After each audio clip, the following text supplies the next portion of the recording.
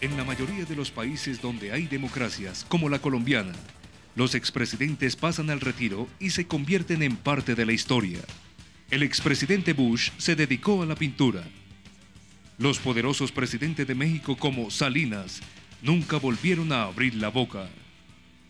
En Argentina los expresidentes no existen como institución y en Europa figuras tan poderosas como Felipe González trabajan ahora para empresarios como Carlos Slim y han desaparecido para la política. En Colombia, sin embargo, el club de expresidentes siempre ha sido muy poderoso y ha influido en el destino del país. ¿Qué tiene Colombia que hace que los expresidentes sean un poder que en otros países no existe? ¿Por qué los expresidentes siguen teniendo un peso tan importante en la vida política del país? Muy buenas noches y bienvenidos a Semana en Vivo.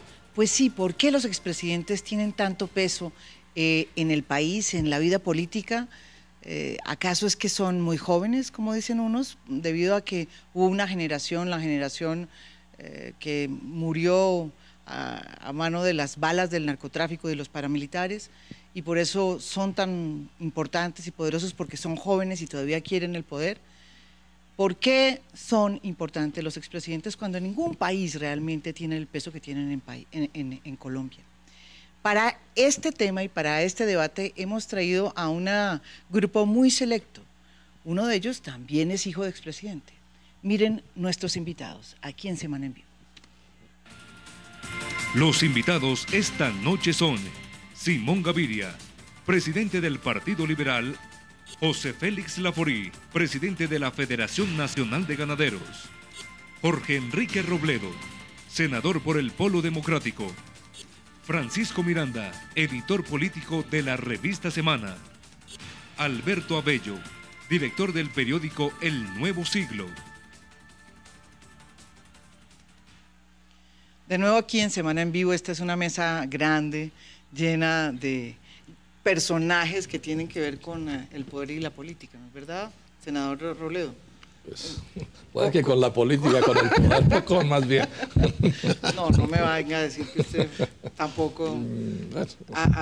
Ahí se hace lo que se puede. ¿Sabe decir cuál es el sabor del poder? No, ¿cómo que se hace pues lo que se veo de lejos, sí. ¿Sí lo ve de lejos? No le creo. Yo le quería preguntar a usted primero, precisamente por ese desafecto que tiene usted con el poder, que no se lo creo.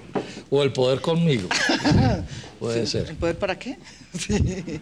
¿Por qué los expresidentes en este país son tan poderosos y alborotan tanto el avispero de la vida política del país?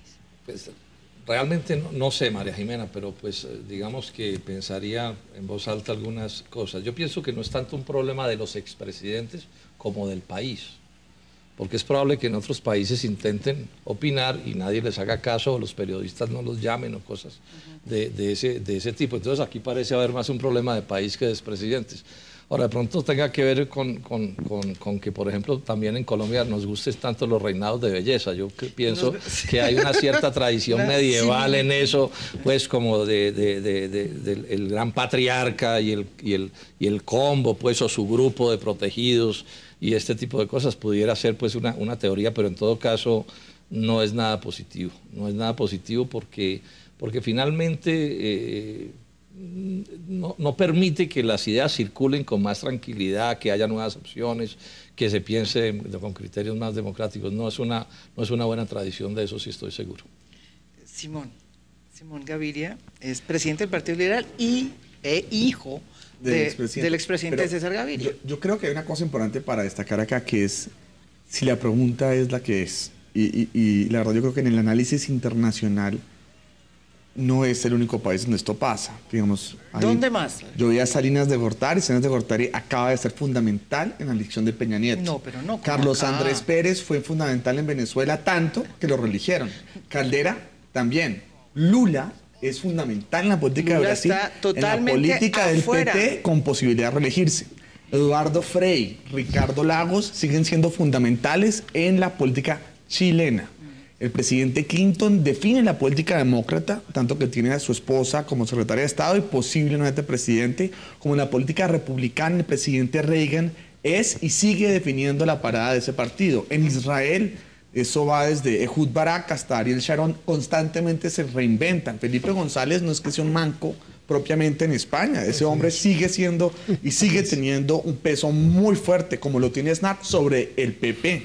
Entonces, la idea de que Colombia es una isla única, donde las personas que ostentaron el poder siguen teniendo relevancia, digamos, no es un fenómeno exclusivamente de Colombia, es un fenómeno global, y al final del día tiene que ver con lo que son personas que tienen sintonía en la opinión pública. El presidente López en este país, cada vez que hablaba, Colombia lo escuchaba. ¿Y no será porque también son muy jóvenes? Pero es que no creo que era un tema de los actuales. López fue un tipo muy influyente en lo que tuvo que ver con el país hasta su muerte. El presidente Lleras en materia económica fue una persona de gran importancia y probablemente el grupo de expresidentes van a opinar. El presidente Uribe va a ser parte de la cultura política colombiana por 30 años y puede que los demás presidentes también lo sean. Pero eso no es ni un fenómeno reciente para Colombia, ni es exclusivamente único de Colombia. Pacho Miranda. Es un tema que también depende del expresidente. Hay expresidentes que por decisión personal, como el expresidente Betancourt, decidieron retirarse de la actividad política e influir. De hecho, es un expresidente vivo que no se encuentra dentro de este juego político. El expresidente César Gaviria, por ejemplo, duró prácticamente una década en la diplomacia internacional, teniendo una influencia sobre el país, pero ya mediada o separado por esa posición diplomática. Fue solo en la época de Uribe donde él regresa a recoger las riendas del Partido Liberal. Y también depende la definición sobre qué es poder. Es decir, no es lo mismo la influencia que está teniendo hoy el expresidente Uribe, diseñando y demarcando una fuerte oposición al gobierno Santos, a la que puede tener, por ejemplo, el expresidente Pastrana, cuya influencia es más con ideas o ataques puntuales al proceso de paz, o la que puede tener el expresidente Gaviria o el propio presidente Samper por interpuestas personas o antiguos funcionarios. Entonces, hay una gran cantidad de matices dentro de ese ejercicio de ese poder. Algunos es influencia y claramente de todos ellos es el expresidente Uribe el que ideológica y en sintonía con una porción del pueblo colombiano, no solo sigue influyendo, sino que además se vislumbra como un actor fundamental y protagonista de las elecciones del 2014. Alberto Bello, director del Nuevo Siglo. Bueno, mira, eso depende. La política siempre es de acuerdo a las circunstancias que se viven. Algunos hablan de los expresidentes como alguien que hay que vetar, pero resulta que la experiencia en política es algo esencial. Y en los países la gente que tiene experiencia pues es valorada. El problema de los presidentes se puede manejar constitucionalmente, lo sabe mejor el senador Robledo. Se puede hacer que los expresidentes, por ejemplo, sean senadores vitalicios en algunos países. Tenemos el caso de Perón, que siendo expresidente derrocado de Argentina durante 20 y pico años desde el exilio, influyó más que cualquier presidente argentino. Todo eso depende de la política, pero sí hay una cosa en Colombia especial, que a la crisis de los partidos políticos, de la cual está tratando Simón Gaviria de sacar al Partido Liberal como jefe único de ese partido. Carajo, pero pues, ¿qué? Sí, está haciendo un gran esfuerzo. La verdad es que nosotros estamos muy bien. Coña incluida. Es una cuña muy bien. Es la que macha. a nosotros nos interesa que los partidos de orden se fortalezcan, ¿no? Pero ¿qué ocurre? A la debilidad de esos partidos, los expresidentes son un punto de referencia, ¿no? No quiere decir que sean mejores o peores que otros. Hay unos buenos, otros malos. Pero si uno mira, por ejemplo, Olaya Herrera, cogiendo desde la apertura democrática, Olaya iba a ser presidente de nuevo cuando muere como embajador en Roma. Entra Eduardo Santos, coge uno todos los sucesores que hay ahí. Y hay uno, por ejemplo, que no hablaba casi, y que tuvo más influencia casi que todos, que el mismo López, que todos ellos, que era Ospina Pérez. Ospina Pérez manejaba el IFI, manejaba los cafeteros, manejaba la Caja Agraria, era de la Junta del Banco. Es decir, los núcleos del poder real los manejaba él. Y no hablaba. Hay unos presidentes que hablan más. ¿Es influyente el que más habla? ¿O de repente los que están callados pero están moviendo sus fichas? Esa es una pregunta interesante. Alberto Lleras. Alberto Lleras prácticamente casi todos los presidentes que hubo en el Frente Nacional tuvieron que ver con una decisión de él, y los que siguieron también.